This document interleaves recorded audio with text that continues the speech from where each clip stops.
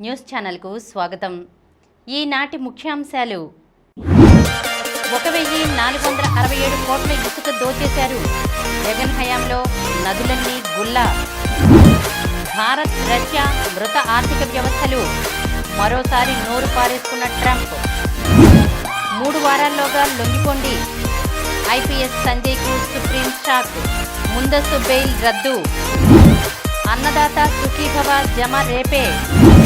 నేడు కొత్తగా 1,00,000 మందికి వితంతు పింఛన్లు. బడి దూరం భారం కాకుండా విద్యార్థులకు రవాణా భత్యం. మాలేగావ్ పేలుళ్ల కేసు. 7 నిందితులు నిర్దోషులే. ముఖం చాటేసిన నైరుతి. ఇంగ్లండ్తో భారత్ 5వ టెస్ట్. ఉదయం బ్రేక్ఫాస్ట్ తినకపోవడం వల్ల కలిగే నష్టాలు. ఈరోజు వార్తలను చూద్దాం. జగన్ హయాంలో నదులన్నీ గుల్లా. ఒకవైపు ఇసుక దోపిడీ, మరోవైపు మద్యం దందా. వైఎస్ జగన్ హయాంలో చోటు చేసుకున్న భారీ స్కాములివి. లిక్కర్ లెక్కలు సిట్టేలుస్తుండగా ఇసుక దోపిడీ ఉపగ్రహ చిత్రాల ఆధారంగా బయటపడుతోంది. ఇప్పటిదాకా అంచనా వేసిన ప్రకారం 1,467 కోట్ల రూపాయల విలువైన ఇసుకను అక్రమంగా తవ్వి అమ్ముకున్నారని ప్రభుత్వం గురువారం సుప్రీంకోర్టులో అఫిడవిట్ దాఖలు చేసింది. ఇది ప్రాథమిక అంచనా మాత్రమే. తుది లెక్కలు తీస్తే ఈ విలువ 4,000 కోట్ల రూపాయల పైమాటే. జగన్ ప్రభుత్వంలో జరిగిన అక్రమ ఇసుక తవ్వకాలపై సుప్రీంకోర్టులో విచారణ జరుగుతున్న సంగతి తెలిసిందే. ఈ కేసు ఈరోజు ధర్మాసనం ముందుకు వచ్చింది. ఈ సందర్భంగా కోర్టు ఆదేశాల మేరకు ఏపీ ప్రభుత్వం తరపున గనుల శాఖ కమిషనర్ ఇసుక తవ్వకాలపై అఫిడవిట్ దాఖలు చేశారు. అందులో పలు కీలక అంశాలను ప్రస్తావించారు. సుప్రీంకోర్టు ఆదేశాల మేరకే ప్రభుత్వం ఇసుక అక్రమ తవ్వకాలపై విచారణ చేపట్టింది. ఏపీ స్పేస్ అప్లికేషన్ సెంటర్కు కీలక బాధ్యతలు అప్పగించింది.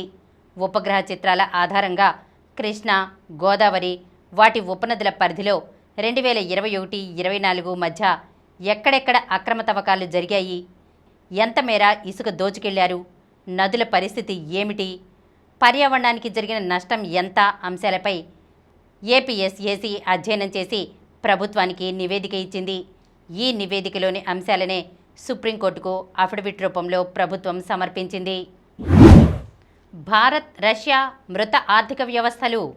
మరోసారి నోరు పారేసుకున్న ట్రంప్. భారత్ రష్యాలపై అమెరికా అధ్యక్షుడు డొనాల్డ్ ట్రంప్ మరోసారి నోరు పారేసుకున్నారు. ఇరు దేశాల మధ్య వాణిజ్యాన్ని తప్పుపడుతూ తీవ్ర వ్యాఖ్యలు చేశారు. భారత్ రష్యాలవి మృత ఆర్థిక వ్యవస్థలుగా అభివర్ణించారు. ఇరు దేశాలు కలిసి ఆర్థిక వ్యవస్థలను మరింత దిగదార్చుకుంటాయని వ్యాఖ్యానించారు. రష్యాతో భారీగా వాణిజ్య సంబంధాల నేపథ్యంలో భారత్పై 25% సుంకాలతో పాటు జరిమానాలు కూడా విధిస్తున్నట్లుగా ప్రకటించిన ట్రంప్ కొన్ని గంటల్లోనే ఈ వివాదాస్పద వ్యాఖ్యలు చేయడం గమనార్హం. దీనికి సంబంధించి ఆయన గురువారం తన సొంత సోషల్ మీడియా ట్రూత్లో పోస్ట్ పెట్టారు. 3 వారాల్లోగా లొంగిపోండి. ఐపీఎస్ సంజయ్కు సుప్రీం షాక్. సిఐడి మాజీ చీఫ్ సంజయ్కు సుప్రీంకోర్టులో షాక్ తగిలింది. ఆయనకు గతంలో హైకోర్టు ఇచ్చిన ముందస్తు బెయిల్ను సర్వోన్నత న్యాయస్థానం రద్దు చేసింది. కోర్టు ముందు లొంగిపోవడానికి 3 వారాల సమయం ఇచ్చింది. ఈలోపు సంజయ్ను కస్టడీకి తీసుకోవాలనుకుంటే మెజిస్ట్రేట్ కోర్టులో పిటిషన్ దాఖలు చేయాలని ఏసీబీ దర్యాప్తు అధికారులకు సూచించింది. వైసీపీ హయాంలో అగ్నిమాపక శాఖ చీఫ్గాను, సిఐడి అధిపతిగాను సంజయ్ అవినీతికి పాల్పడ్డారంటూ విజిలెన్స్ అండ్ ఎన్ఫోర్స్మెంట్ విభాగం కూటమి ప్రభుత్వానికి 2 వేర్వేరు నివేదికలు సమర్పించింది. ఎస్సీ ఎస్టీ అట్రాసిటీ చట్టాలపై దళితులకు, గిరిజనులకు అవగాహన సదస్సుల పేరిట కోట్ల రూపాయలు దోచేశారని తెలిపింది. ఈ మేరకు సంజయ్ను ప్రధాన నిందితునిగా పేర్కొంటూ ఏసీబీ కేసు నమోదు చేసింది. ఆ కేసులో ఏపీ హైకోర్టు సంజయ్కు ముందస్తు బెయిల్ మంజూరు చేసింది. హైకోర్టు తీర్పును ఈ ఏడాది మార్చి 5న ఏపీ ప్రభుత్వం సుప్రీంకోర్టులో సవాల్ చేసింది. ఆ పిటిషన్పై గురువారం జస్టిస్ అమానుల్లా, జస్టిస్ ఎస్వీఎన్ భట్టిలతో కూడిన ద్విసభ్య ధర్మాసనం మరోసారి విచారణ చేపట్టింది. అన్నదాత సుఖీభవ జమ రేపే.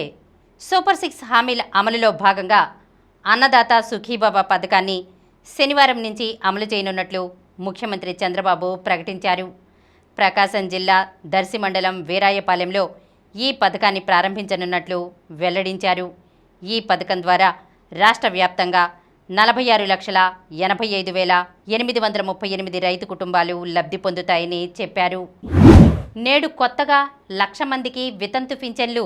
జీవిత భాగస్వామి విభాగంలో రాష్ట్ర వ్యాప్తంగా 1,09,155 మంది వితంతువులకు కొత్తగా పింఛన్లు పంపిణీ చేయనున్నట్లు మంత్రి కొండపల్లి శ్రీనివాస్ గురువారం తెలిపారు. ఈ రోజు పెన్షన్లు చెల్లించేందుకు 2,750 కోట్లను గ్రామ, వార్డు సచివాలయాల ఖాతాల్లో జమ చేసినట్లు పేర్కొన్నారు.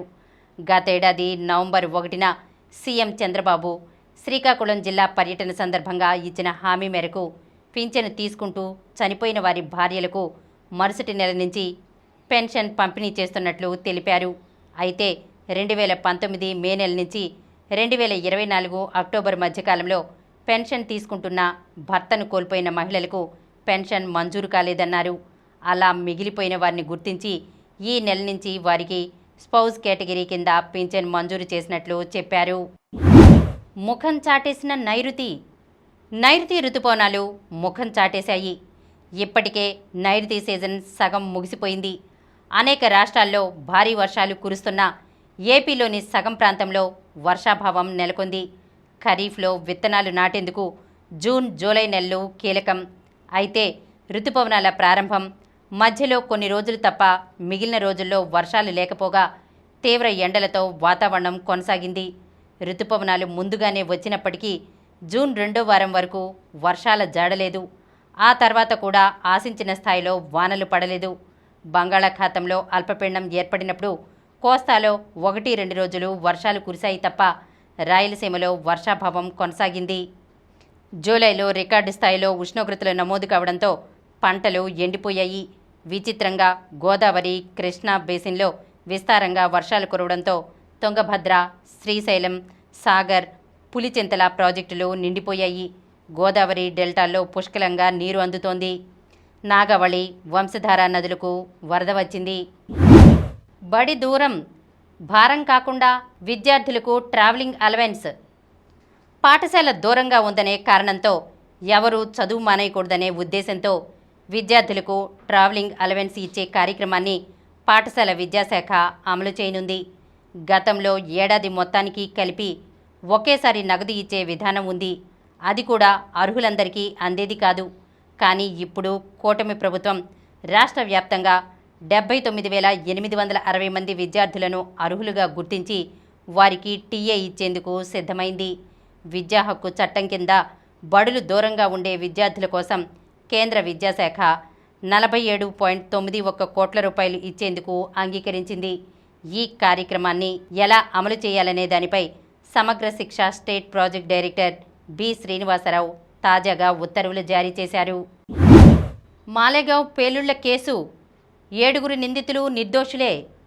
17 ఏళ్ల నాటి మాలేగావ్ పేలుళ్ల కేసుపై ముంబై ప్రత్యేక కోర్టు గురువారం తీర్పునిచ్చింది. బీజేపీ మాజీ MP Pragya Singh Thakur, lieutenant colonel Prasad Purohit సహా ఈ కేసులో నిందితులుగా ఆరోపణలు ఎదుర్కొంటున్న 7 నిర్దోషులుగా ప్రకటించింది. వారికి వ్యతిరేకంగా ఈ కేసులో ఎలాంటి బలమైన నమ్మదగ్గ సాక్ష్యాలేవీ లేవని కోర్టు తన తీర్పులో స్పష్టం చేసింది. పేలుళ్లకు ఉపయోగించిన బైక్ ప్రజ్ఞా ఠాకూర్దేనని, ఆ బైక్ ఆమె పేరిటే రిజిస్టర్ అయ్యిందని నిరూపించడంలో ప్రాసిక్యూషన్ విఫలమైందని, ఆ బైక్ పైనే బాంబు పెట్టి పేల్చారన్న విషయాన్ని నిర్ధారించలేకపోయిందని, కేవలం అనుమానంతో ఎవరినీ దోషులుగా ప్రకటించలేమని వ్యాఖ్యానించింది. ఉగ్రవాదానికి మతం లేదని ఈ కేసును విచారించిన ప్రత్యేక జడ్జి ఏకే లహోటి పేర్కొన్నారు. ఈ కేసు దర్యాప్తులో పలు లోపాలు ఉన్నాయన్న ఆయన నిందితులపై ఆరోపణలు పూర్తిగా నిరూపించలేకపోయినందున వారికి బెనిఫిట్ ఆఫ్ డౌట్ ఇవ్వడం సముచితమని అభిప్రాయపడ్డారు. అంతేకాదు ఈ కేసులో ఉప నిబంధనలు వర్తించవని తేల్చి చెప్పారు. ఈ పేలుళ్లలో చనిపోయిన 6 కుటుంబాలకు 10 లక్షల రూపాయల చొప్పున, గాయపడ్డ 101 మందికి 50,000 రూపాయల చొప్పున పరిహారం చెల్లించాల్సిందిగా ఆదేశించారు. ఈ తీర్పు వినగానే 7 నిందితుల ముఖాలపై చిరునవ్వు మెరిసింది. ఈ తీర్పు పట్ల వారంతా హర్షం వ్యక్తం చేశారు. ఇంగ్లండ్తో భారత్ 5వ టెస్టు. గత మ్యాచ్లో అద్భుత పోరాటంతో అంచనాలు పెంచిన భారత బ్యాటర్లు అంతలోనే ఉసూరుమనిపించారు. పేసర్లకు సహకరిస్తున్న పిచ్పై ఇంగ్లాండ్ ద్వితీయ శ్రేణి బౌలర్లను ఎదుర్కోవడంలో టాప్ ఆర్డర్ బ్యాటర్లు విఫలమైన చోట అనూహ్యంగా రీఎంట్రీ ఇచ్చిన కరుణ్ నాయర్ అర్ధశతకంతో జట్టును ఆదుకున్నారు. దీంతో గురువారం ఆరంభమైన వర్ష ప్రభావిత 5వ ఆఖరి టెస్టులో భారత్ తొలి ఇన్నింగ్స్లో 64 ఓవర్లలో 6 వికెట్లకు 204 పరుగులు చేసింది. రోజు ఆఖరుకు నాయర్తో పాటు సుందర్ క్రీజ్లో ఉన్నారు. సాయి సుదర్శన్, శుభ్మన్ గిల్ భారీ స్కోర్లు చేయలేకపోయారు. అట్కిన్సన్, జోష్ టంగ్ చెరో 2 వికెట్లు పడగొట్టారు. ఓవరాల్గా మొదటి రోజు ఇంగ్లాండే పైచేయిగా నిలిచింది. కాగా ప్రధాన పేసర్ వోక్స్ ఫీల్డింగ్ చేస్తూ గాయపడ్డారు. ఉదయం బ్రేక్ఫాస్ట్ తినకపోవడం వల్ల కలిగే నష్టాలు. ఉదయం బ్రేక్ఫాస్ట్ తినకపోవడం వల్ల శరీరానికి కొన్ని నష్టాలు వాటిల్లే అవకాశం ఉంది. ఉదయం నిద్రలేచాక బాడీకి ఎనర్జీ లెవెల్స్ తగ్గిపోతాయి. బ్రేక్ఫాస్ట్ తినకపోతే శక్తిలేమి, అలసట వస్తాయి. బ్రేక్ఫాస్ట్ శరీరం మెటబాలిజాన్ని ప్రారంభించడంలో కీలకం. దాన్ని మిస్ అయితే శరీరం తక్కువ శక్తిని ఖర్చు చేస్తుంది. ఫలితంగా బరువు పెరగవచ్చు. పలుచోట్ల జరిపిన అధ్యయనాల ప్రకారం బ్రేక్ఫాస్ట్ స్కిప్ చేసేవారు మధ్యాహ్నం లేదా రాత్రి ఎక్కువగా తినే అవకాశం ఉంటుంది. ఇది బరువు పెరగడానికి దారితీస్తుంది. బ్రెయిన్కు గ్లూకోజ్ అవసరం. ఉదయాన్నే తినకపోతే గమనశక్తి, ఏకాగ్రత తగ్గిపోతుంది. ముఖ్యంగా విద్యార్థులు, ఉద్యోగులు ఇందుకు బలైపోవచ్చు. బ్రేక్ఫాస్ట్ మిస్ అవ్వడం వల్ల టైప్ 2 డయాబెటీస్ వచ్చే అవకాశాలు ఉన్నాయి. ఉదయం బ్రేక్ఫాస్ట్ తినకపోతే బ్లడ్ షుగర్ లెవెల్స్ డిప్ అవుతాయి. ఇది చిరాకు, డిప్రెషన్, ఆందోళన లాంటి మూడ్ సమస్యలకు దారితీస్తుంది. ఇప్పుడు కొన్ని సంక్షిప్త వార్తలను చూద్దాం. తరుణ్ సంచలనం, టాప్ సీడ్కు షాక్, క్వార్టర్స్కు చేరిక, సాత్విక్ జోడీ ముందంజ. మకావు ఓపెన్ సూపర్ 300 బ్యాడ్మింటన్ టోర్నీలో తెలుగు షట్లర్ తరుణ్ మన్నేపల్లి సంచలనం సృష్టించాడు. టాప్ సీడ్ లీచుక్ యూకి షాక్ ఇచ్చి క్వార్టర్ ఫైనల్కు దూసుకుపోయాడు. అండర్ 17 రెజ్లింగ్ వరల్డ్ ఛాంపియన్లు రచన, అశ్విని. భారత్కు చెందిన రచన, Ashwini Bishnoi under 17 world wrestling ఛాంపియన్లుగా నిలిచారు. పట్టు బిగించిన కివీస్. జింబాబ్వేతో తొలి టెస్ట్ రెండో రోజే న్యూజిలాండ్ పట్టు బిగించింది. ఆతిథ్య జట్టును మొదటి ఇన్నింగ్స్లో 149 పరుగులకే పరిమితం చేసిన కివీస్ 0 వికెట్లకు 92 పరుగులతో గురువారం తొలి ఇన్నింగ్స్ కొనసాగించి 307 పరుగులకు ఆలౌట్ అయింది. ప్రపంచ అక్వాటిక్ ఛాంపియన్షిప్లో మెకింటోష్ హ్యాట్రిక్. కెనడా సంచలన స్విమ్మర్ సమ్మర్ మెకింటోష్ ప్రపంచ అక్వాటిక్ ఛాంపియన్షిప్స్లో అదరగొడుతోంది. ఈ పోటీల్లో ఆమె 3వ స్వర్ణం కొల్లగొట్టింది. గురువారం జరిగిన మహిళల 200 మీటర్ల బటర్ఫ్లైలో 18 ఏళ్ల మెకింటోష్ అగ్రస్థానంలో నిలిచింది. మరిన్ని వార్తా విశేషాలతో రేపటి సమరం న్యూస్ ఛానల్లో మళ్ళీ కలుద్దాం.